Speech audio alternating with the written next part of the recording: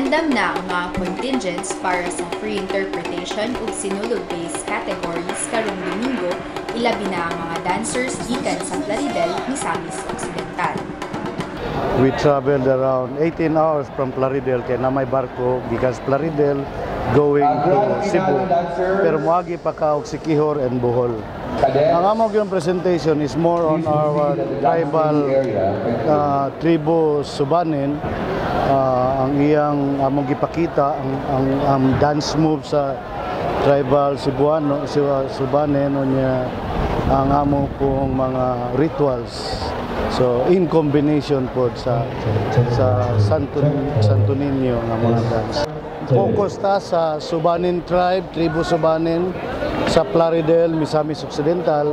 Okay, we will be presenting a new dance steps, tribal moves and mga tribal activities. Yung saan mo pag-handle sa ingani kada ko nga group? Actually, dili lang ako ang choreographer.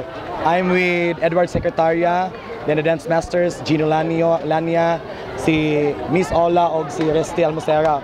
We're all from Cebu. Lima mi nagtabang dito. With our artistic director, Malaika Princess Yamas.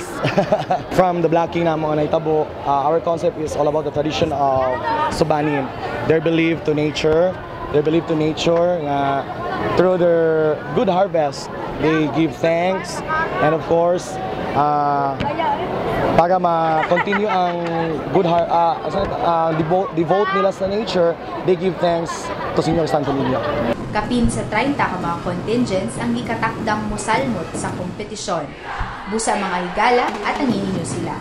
Kitsenyor.